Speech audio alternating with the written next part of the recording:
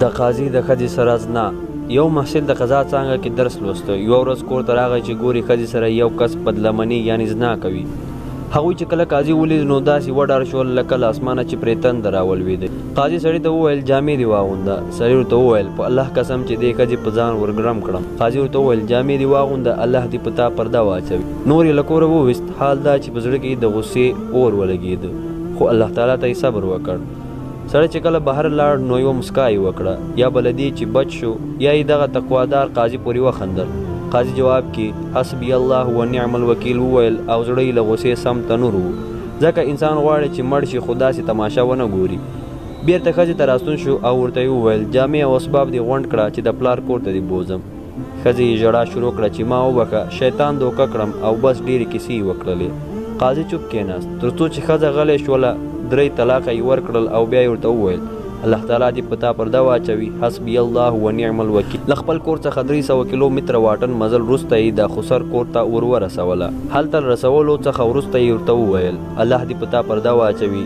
له هغه الله وډار شه چې تا ګوري او بیا هم له پراخو دروازو څخه روزي درکړي. ښځې ورته وویل رښتیا هم زه د ستا په څېر میړه لایق نه وم. نور یې په چیغو پیل وکړ او خپل مخ ته یې څپېړې ونیولې. سړي بیا هماغه خبره ورته وکړله او نور ولاړ. قاضي وایي کلونه تیر شول تر دې چې له پوهنتون څخه فارغ شوم، خو نور مې خپل وطن ته تللو لپاره هیڅ طبیعت نه جوړېده. سره له دې چې زیات کلونه تیر شول خو د هغه سړي له سپکاوي ډکه مسکا مې هېرېدله نه. بل وخت قاضي بل واده وکړ، اولادونه یې وشول او له فراغت وروسته محکمه کې قاضي مقرر شو. نوې ښځه یې ډېره ښه ښځه وه. د قاضي لپاره یې دومره زیار ویسته چې بې حده ډېر. قاضي وایي چې الله پاک په بدل کې داسې ښځه راکړله چې هېڅکله مې سوچ نه شوی کولی. په پوره معنا لویه ښځه وه. قاضي د کار تر څنګ په سبقونو کې مخ ته ولاړ او اسلامي قضا کې دکتورا واخیستله. نتیجه کې جده کې د سترې محکمې قاضي شو. قاضي وایي هر لمانځه کې به مې الله تعالی ته سوال کاوه چې هغه منظر مې له مغزو وباسي، خو بس چې هر کله به مې کوم کس په خندا ولید نو هغه زناکار به رایاد شو، خو اعوذ بالله من الشیطان الرجیم به مې وویل. قاضي کیسه کوي چې یوه ورځ یوه دوسیه راغله او ما ته رامخته شوه. قضیه د قتل وه. دلته نو زما د هغې دعا حسبي الله ونعم الوکیل نتیجه وه. دا مجرم هماغه کس و چې زما کور کې مې په زنا لیدلی و. اوس یې یو کس وژلی او په زنځیرونو تړلی یې راووت. کله چې زما مخې ته راووست نو سړي کیسه شروع کړه چې شیخه زه الله ته پناه وړم او بیا تا ته. قاضي ورته وویل دلته څه شی راوستلی یې او څه ستونزه دې ده؟ سړي وویل خپلې ښځه سره مې بستر کې بل سړی ولید نو مړ مې کړ. قاضي وویل ولې دې همداسې نه خوشی کاوه او دا به دې ورته ویل چې الله دې در باندې پرده واچوي؟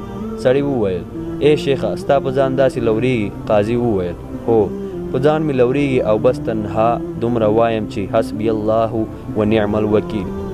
سړی حیران شو او ویې ویل داسې خبره خو مې مخکې اورېدلې وه. قاضي هو تا له ما هغه مهال واورېدل چې کله دې زما کور کې زما ښځې سره خیانت وکړ او له کوره زما وتل دې غنیمت ګڼل.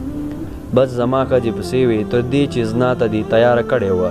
آیا تا ته په یاد دي چې ما پورې دې خندل او ما درته وویل چې الله دې ستا پرده وکړي؟ تر دې چې را څخه پناه شوې او له غوسې مې سینه کې اور بل و. هو الله تعالی تا ته وخت درکړ خو ته ګناه کې نور هم غرق لاړې تر دې چې الله در څخه د قصاص اراده وکړه. په لوی الله مې دې قسم وي زه پوهېږم چې تر هغه چې ته ژوندی یې زما به دغه حالت هیر نه شي. قاضي بیا لږ ساعت چوپ شو، غلی و.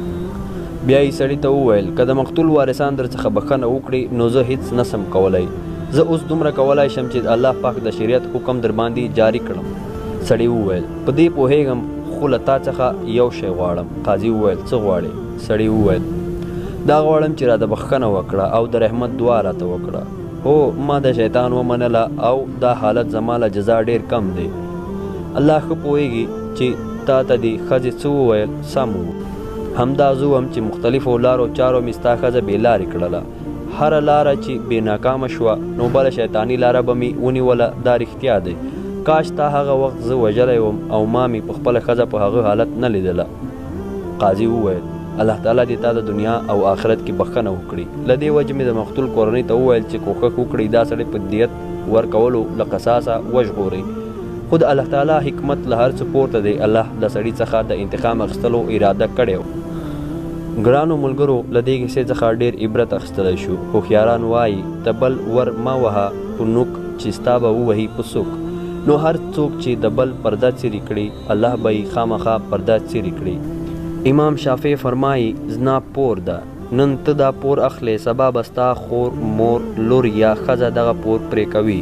په هر ګناهګار الله تعالی لومړی پرده اچوي چې کیدای شي سړی توبه وباسي او بیا ګناه ونه کړي، خو دریم ځل یې رسوا کوي او که په رسوایي هم سم نه شي نو بیا یې د پورتني سړي پوت څیر هلاکوي.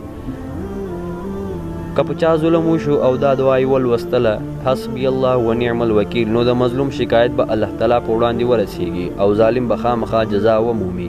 الله تعالی ظلم ته وخت ورکوي چې توبه وباسي تر دې پورې چې کله یې بیا راونیسي نو نه یې پرېږدي. انسان باید تل د بل انسان پرده وساتي. ایله کوم ملګرو چې ویډیو مو خوښه شوې وي د لا نورو داسې ویډیوګانو لپاره زموږ چینل سبسکرایب کړئ او ویډیو له نورو ملګرو سره هم شریکه کړئ.